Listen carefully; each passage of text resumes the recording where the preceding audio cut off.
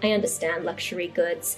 I can understand if I'm in Paris or I'm in New York, I see the queues outside the Hermes store. Those are all clues to understand, how is a business faring? Where is it headed? There's two key parts to investing: what to hold and how to hold. And the majority of the investment industry focuses on that what to hold. But if you neglect that how to hold, that emotional resilience, a lot of people, especially in Australia, when they think of dividends, they're looking for high income now. We actually flip that question. We don't ask how much today, we ask how fast is this dividend growing? What does it take to be a financially empowered woman? And what can financially empowered women do together to change the world?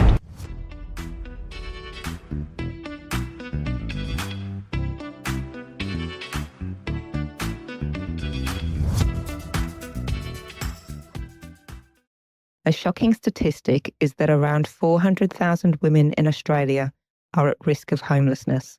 And the cause of this is the lack of education about how to build a financial foundation, starting even before we first enter the workforce and well into our retirement years.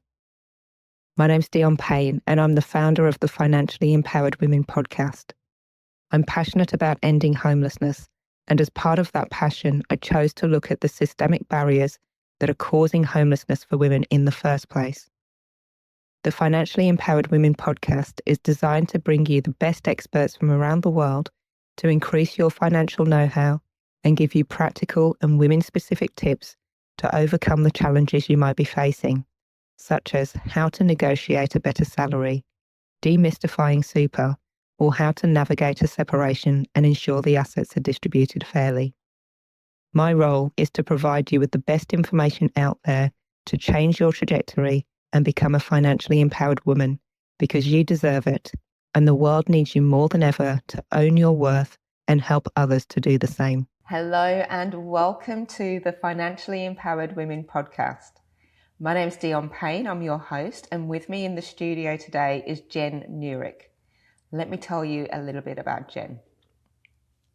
Jen is the head of communications at DivGro, a unique growth fund powered by fast rising dividends with a psychological edge. She's a graduate of the University of Cambridge, where she completed a Master of Philosophy in Multidisciplinary Gender Studies. Her writing is featured in Vogue Australia, T, the New York Times Style magazine, Morning Star, Harper's Bazaar, Elle, and Marie Claire. Welcome, Jen. Thank you. Thanks for having me. My pleasure. I'm really interested in the fact that you've done studies in gender studies. What led you to do that, and what were your findings at the end of it? Yeah, very non-traditional career path, I guess. When I got to uni after school, I really wasn't sure what I wanted to do. I knew that I wanted to go into fashion. Finance came later, but I wasn't sure how I was going to get there. And so I decided to do a Bachelor of Arts, and I took a few gender studies classes, not knowing what that was. And I loved it. And what it did was it gave me a really excellent framework to reconsider things that we sort of just assume, right? Assumptions every day that we make, biases that we might have, supposing that things should operate a certain way, but not necessarily knowing that they can operate differently. And what I found was I started interning at the time at Marie Claire and then at Vogue. And these gender issues were coming to light, right? But they needed someone who was qualified sort of in the language and up to date with the research to discuss those issues. And so that's where I came in. And it also really made me aware that I was working sort of in all-female environments, what that looked like, what discussions around money felt like, whether people were happy to talk about that in certain environments. So I think it's just been a really helpful lens, also a fascinating lens, into just perceiving how people operate, what drives their behaviors. And in that sense, I guess it sort of led me into this psychology aspect of the fund that we take very seriously. And it's been helpful there. That's really cool. And, when I was so, back in the day when I was at uni, I wasn't thinking about gender. I wasn't thinking about the biases that, sort of affect women. I was just having a good time. So I just love that from quite an early age, actually, that you were doing something where it must have been quite black and white, that, these are the challenges that are facing women, and the history as to why that was happening as well. Yeah, definitely. It just sort of gave me, I guess, a lot of background and an approach to sort of investigate problems more deeply, ask further questions, and I guess it has also led me sort of in my experience of interviewing people and storytelling and writing articles. It's led me to people like yourself. I think I now have definitely a bias towards issues that women in particular are facing, and ways in which we can tackle that, and also ways in which we can highlight women in perhaps spaces that they haven't really been highlighted in before. Yeah, 100%. And I do love that. I think I can, I get where you're coming from with that when I think of my own experience. So when I started Women for Homes, I thought, well, this is something that is really important, having a platform where women can invest in things that are important to them. Once I made the connection between why so many women were ending up homeless in the first place, and the financial vulnerability, and that aspect of nobody knows that such a thing can happen until it happens to them, and then they think that they're alone. Once I made that connection, I just thought, oh my goodness, I cannot not do this podcast. I cannot not find a way to educate. And for me, it was like, well, this is not my skill set. I can't be educating in this way, but I can at least have the platform where other people can come and talk about these things, which I'm so glad I did, and I get to talk to you today.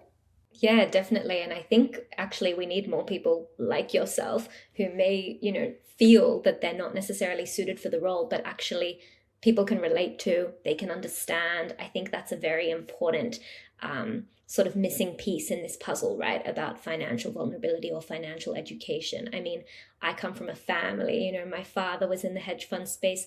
My brother started DivGro, which we'll discuss.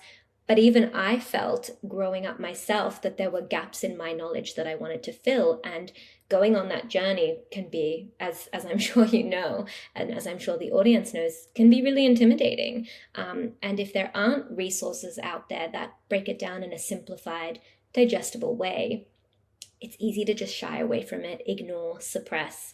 And I guess, even though your focus and my focus are slightly different, we are, I think, we have a common goal in trying to bring women into the fold, make them more aware, arm them with more knowledge so they can make better decisions.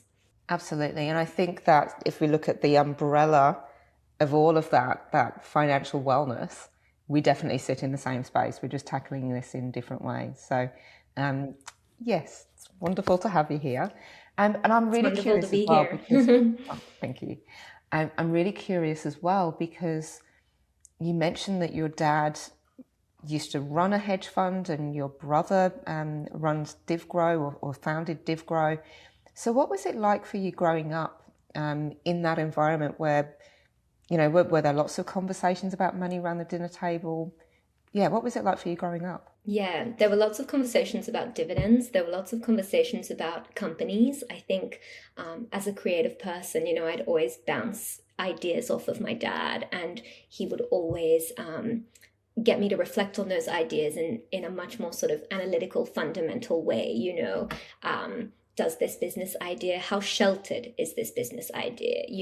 How durable is this business idea? I think, my brother talks a lot about his engagement, and I guess my engagement with businesses on a very sort of practical everyday level. We would go into a mall or an airport and see, okay, there's McDonald's. We were invested in McDonald's in our family office at one point in time. How many burgers are being flipped and how many people are queuing up? Things that I think my dad was really helpful in breaking those things down that can seem really complicated, that can get lost in numbers, in a very practical way, sort of giving us a lens to see, well, how do we engage with these businesses on an everyday basis? For example, in the fund, in the DivGro fund, we're invested in Hermes. That's a business I can understand. My background is in fashion. I understand luxury goods. I know from watching countless TikToks the adventure and the mission that is trying to secure a Birkin bag. I can understand if I'm in Paris or I'm in New York, I see the queues outside the Hermes store. Those are all clues to understand, how is a business faring? Where is it headed? And so I think definitely growing up, we were given that awareness of, where are we spending our money? How many people are queuing up at this business or using this business or service? Is it essential? If people come on hard times or uncertainty, something like a COVID pandemic, will they still use this business or service? If not, perhaps that's a red flag.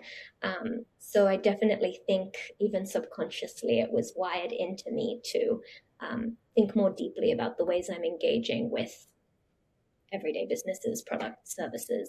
Amazing. And I have to say, I'm just in awe, because my childhood, while fantastic in many other ways, that was not part of our language at the dinner table. And so what you've just shared is very practical, very straightforward. It's just a different way of thinking, right? But it makes a lot of sense. And I see from not just my own experience, but from other people around me, that not many people grow up with that sort of level of awareness. And often when it comes to money, when it comes to investing, it's like this mystical black box that nobody really understands or even really wants to look at. So I am in awe of the way that your family brought you up to understand that. I think it's really beautiful. I will say, though, I was definitely the creative one in the family. Numbers aren't necessarily my forte, and I think what helped on that journey of educating us as children and now as grown-ups was that my father was very interested in psychology. What drives our decision making? What drives our behaviors? Why do some people make irrational decisions that are, going to affect them for the long term on a very short-term basis, on a very short-term, event or depressed price? What is motivating those kinds of decisions, and how can you discipline yourself or implement different habits and behaviors to avoid that kind of path of recklessness or letting your emotions get the better of you? So I think while it's really important, and obviously a lot of people might not be privy to those conversations surrounding business fundamentals, how to analyze a business, which stocks should one invest in. And I definitely had that in the background and the foreground of my childhood. I think what is even more helpful or equally helpful was learning to understand that there's this fundamental relationship that exists between an investor and their investment. And it's all well and good to identify, a rocket ship stock that is going to accelerate quickly and give you excellent returns. Exactly. But if your temperament isn't wired accordingly, if you haven't trained yourself to assess, how am I going to behave when this stock dips? Or how am I going to behave when this company has, some kind of issue that is now front page of the news? Is that going to derail me? Am I going to be able to hold on? And so I think having that sort of emotional, psychological lens wired into me for a very early age, I think that's been a really helpful anchor in learning about financial investing, and also just about decisions and outcomes in general in life. Yeah, absolutely. What applies to one world and your decision-making process applies in all other areas of your life as well. One of the things I love about what you shared is the example of the Hermes bag. And this really hit home for me because my daughter is really interested in fashion. She loves fashion. She's even doing a business studies project on the House of Dior. So when I tell her that I've done this podcast with you, she'll be so excited. But it's what I got from what you shared is that investing kind of seems like it's it's quite a hard thing to do. But when you bring it back to products that are being successful, it just seems to make a world of difference. Yeah, absolutely. I think a core tenet with DivGro is that we invest in companies that a lot of people can understand what they do. So a lot of the companies, and I'm sure we'll touch on this, but just to introduce some of the companies, we are invested in Hermes. Obviously, they're in the luxury goods space. They've been going for like 187 years, 186 or 187. And there's always lines out the door, and everyone who can afford a Birkin is desperately chasing one. And then they're chasing a new one. And then they make them in new exotic leathers, and they want those as well.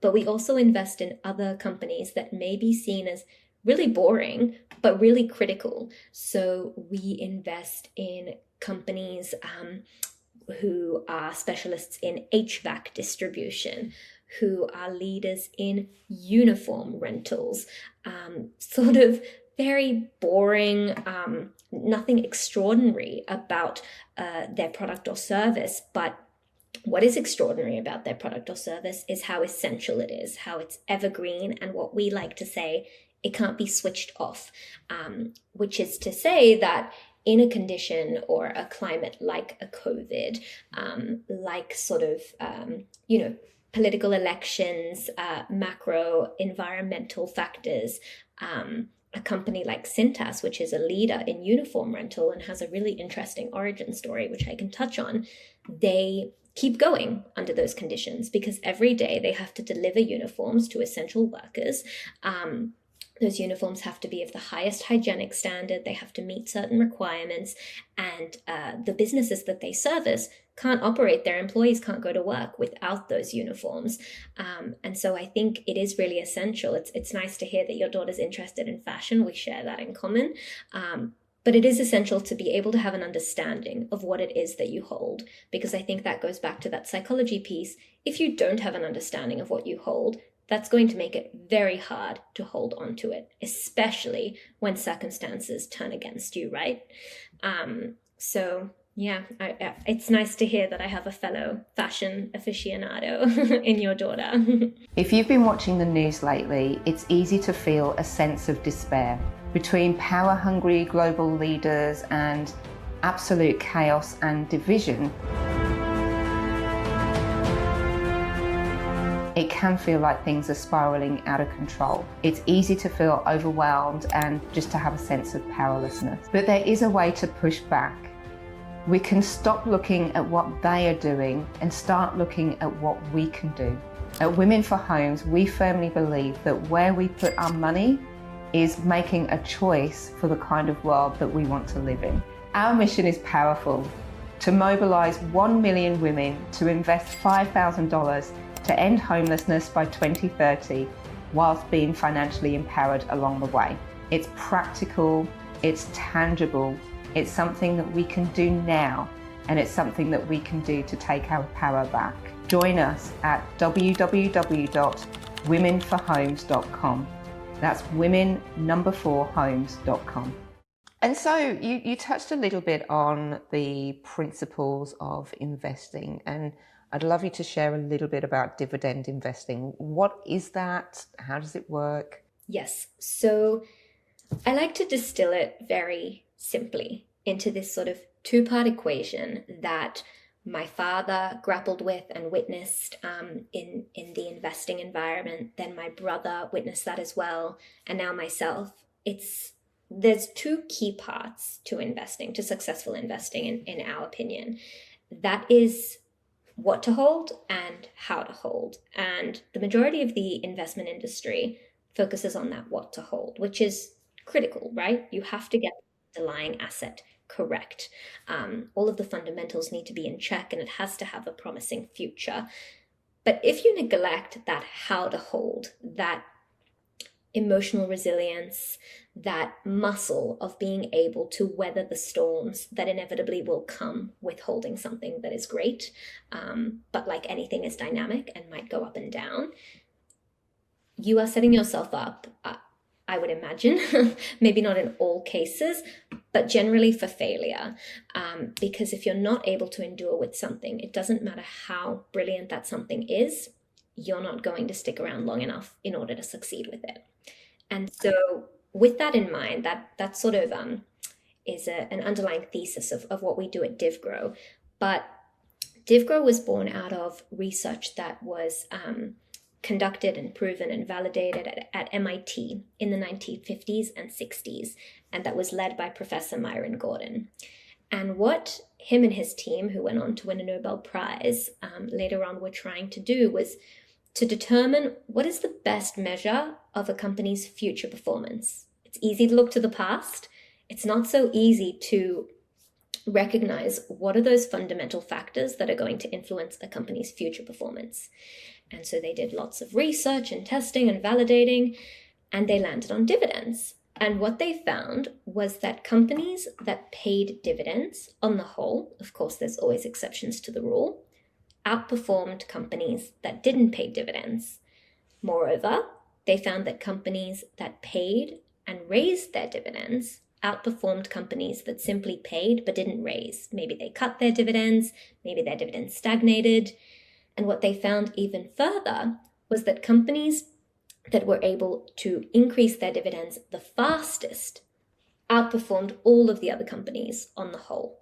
And so what we condense that down to is that where the dividend goes, share price follows. There's this special relationship between dividend growth and share price that we're working to exploit. And of course, a key piece of that is the rate at which the dividend is growing. So an example that we like to use is if you can identify a dividend that is growing at a mid-teen rate, which is what we aim for, say 13%, over time and at points in time, because of course this can't be true every day. As I said, share prices, businesses are dynamic. If you can identify a dividend that is growing at 13% for the long arc of time and can sustain that rate of growth, you should see your share price develop at a commensurate rate. And so what that boils down to in simple terms is that dividend growth provides this secret language or this clue to identify how an underlying, the underlying progress of a company, where that business is headed. And so what we've done is we've employed that strategy in order to, develop up a portfolio of 30 companies that we're invested in, who we believe and who we've analyzed will be able to grow their dividends sustainably at that mid-teen rate for a long period of time. And what we've also done is overlaid a psychological or behavioral lens on that, because what the dividend allows for, especially the way in which dividends behave overseas, and most of our companies are concentrated in the US, is it allows for regular communication that can buoy or anchor investors to their investment. And so we use that dividend growth as a roadmap, and we communicate the progress of the dividend growth across our portfolios weekly to our investors in a 1-minute email. And what that email does is it details very quickly. Everyone can read it. Your daughter can read it and understand it. You can read it and understand it. I can read it and understand it, which is part of the mission. It details how the dividends are tracking across our companies. And it also highlights some factors that we believe are responsible for the future success of the companies that we are invested in. And we'll highlight one each week. And I think what's important to note is we don't mention the share price at all in those emails. But if someone is able to read those emails weekly, and in any given week, the impact of those emails might not be profound. But if every single week they learn to anticipate the receipt of those emails and they can see, okay, the dividend growth is on track. Okay, the dividend has increased in this company. Great, tick. They can feel buoyed. They can feel stabilized, they can feel anchored and moored to their investment, and they can think to themselves, okay, I'm on track. There's a lot of outside noise that is threatening to derail me, that is threatening to encourage me to hop in and out of different funds, different stocks, different assets, and I guess give other people lots of fees, brokers, things like that. But that's not going to benefit me. And I think a really good example of the communications at work is that we opened DivGro in 2019, 6 months before COVID, which we obviously didn't see coming. And when we rolled out these communications, we had sophisticated investors giving us feedback. I don't need these communications. This isn't going to help me. This doesn't serve a purpose. And suddenly COVID hits. Everybody is hoarding, toilet paper, not going outside, very uncertain about the future.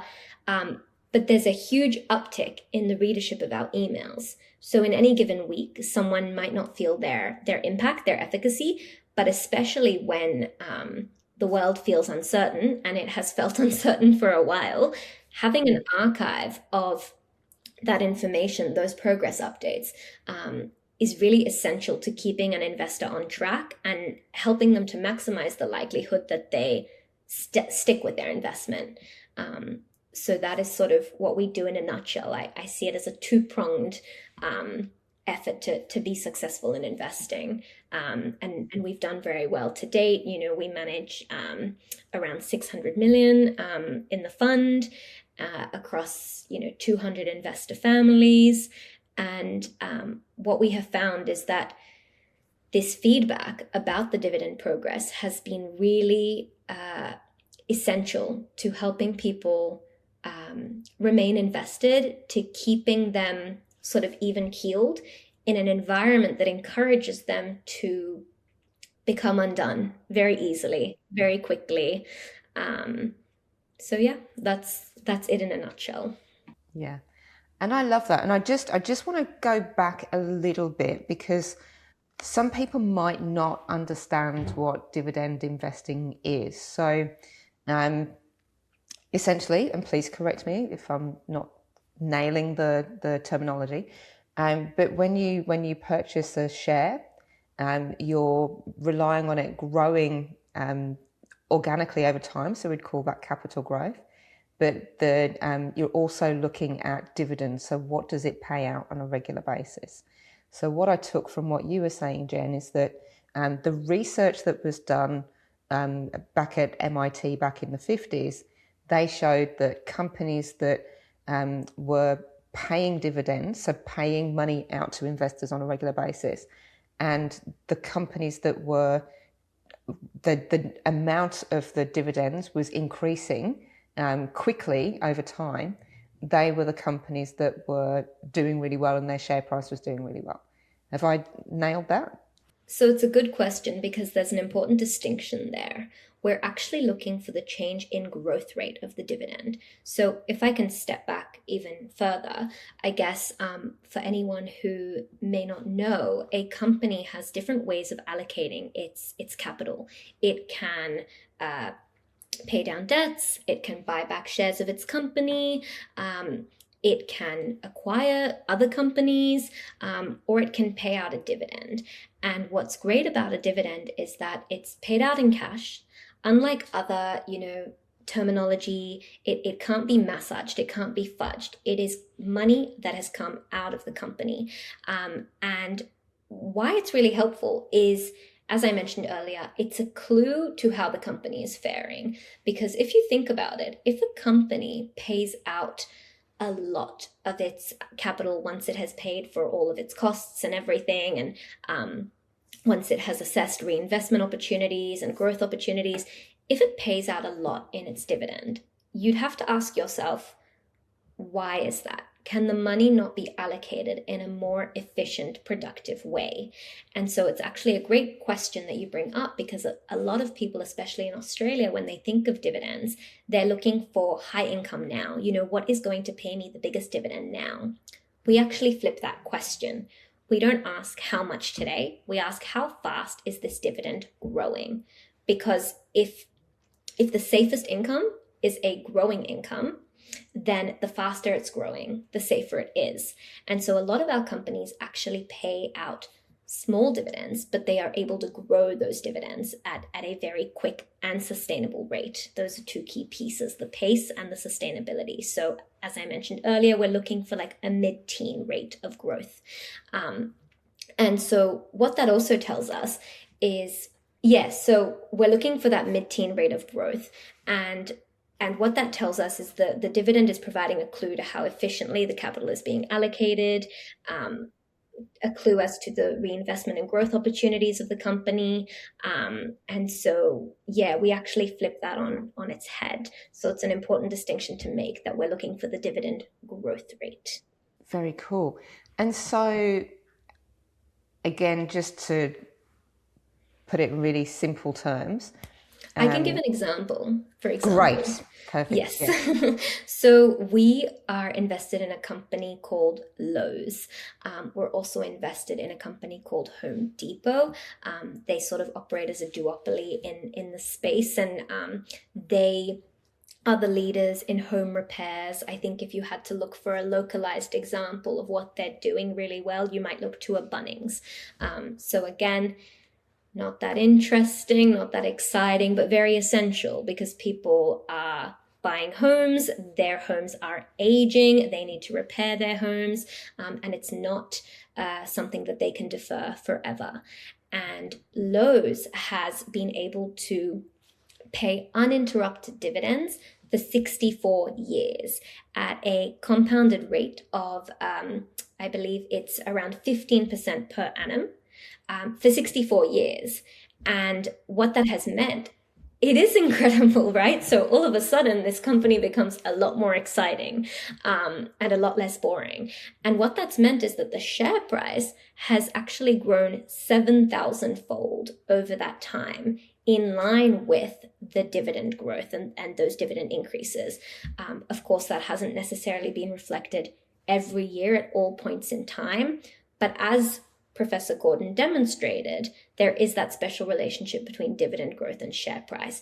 And so I guess the key takeaway that I want listeners to gain is that if you can identify a dividend that is growing fast, then it should be reflected in the company's share price growth over time and at points in time. Not all the time, but that key piece is that dividend growth rate, and we're looking for that mid-teen rate, because of course if a dividend is growing 2%, 3%, you can expect that the overall returns are not going to be so great. And so that key piece about identifying a compelling growth rate is really important. Yeah.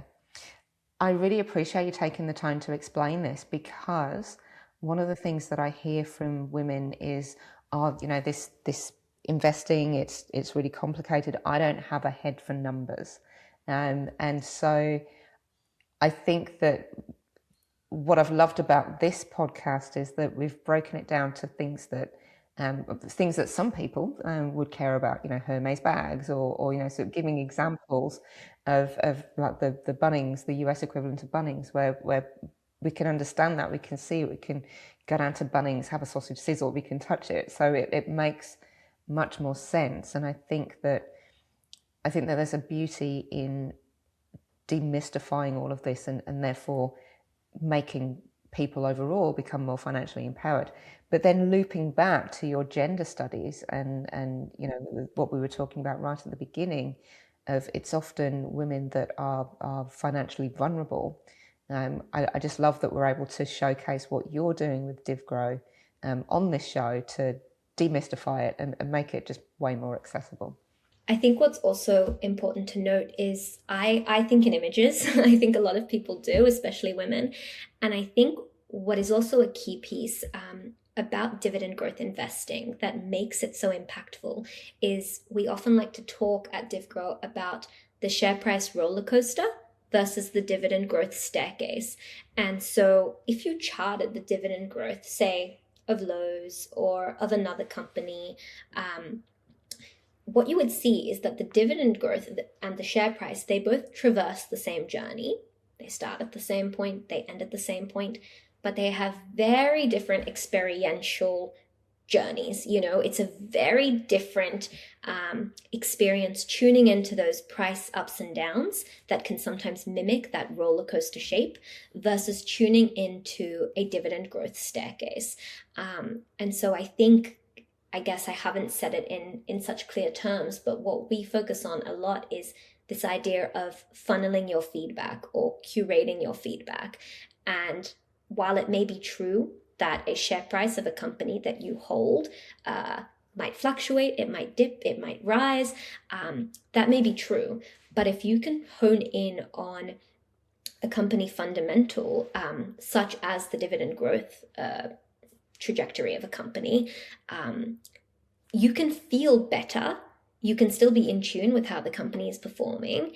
And perhaps you can drown out the excessive information that A, isn't really productive. It doesn't help how you feel. And B, it may be fleeting, right?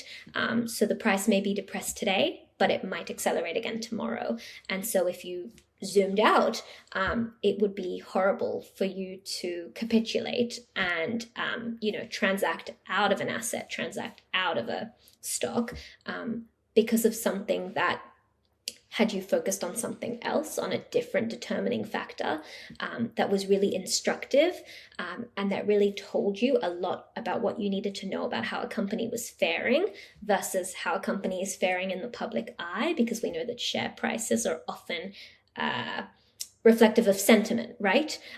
They are reflecting how people are feeling. They're not always reflecting how an underlying company is performing. And so with our communications and with this focus on dividend growth, I know it's a very niche focus, we're trying to tune people into a lens that works best for them in order to optimize their investor journey. And so if I can go on a tangent, as I mentioned earlier, my dad is very interested in psychology. Obviously, my master's was in philosophy. So he's a big fan of Alfred Adler. Don't know if you've heard of Alfred Adler, but he sort of was a key figure in psychology. I'm sure you've heard of Freud. And so what was key about Alfred Adler's teachings was that he asserted that even though reality is objective, right? It is what it is. Maybe today a share price has dipped and that feels shitty for better use of other words. We can adopt a subjective lens in order to make us feel better and endure with whatever it is that we're doing.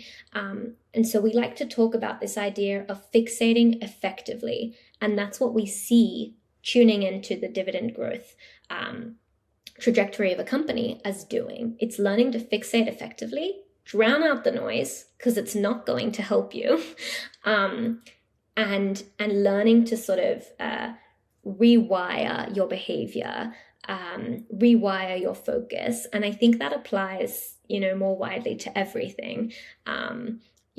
People tell you to spend less time on social media. They tell you to compare less to how other people are faring. What works for one person may not work for you.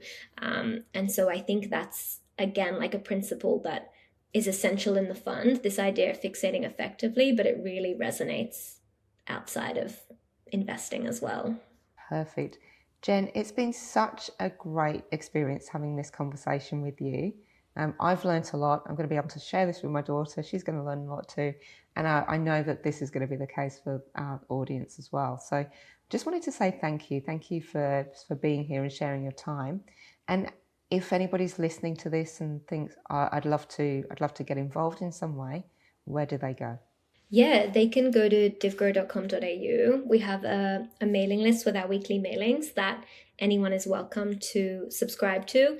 And we also write a lot about what we're doing, about this sort of emotional, psychological impact and factor that is so essential in investing.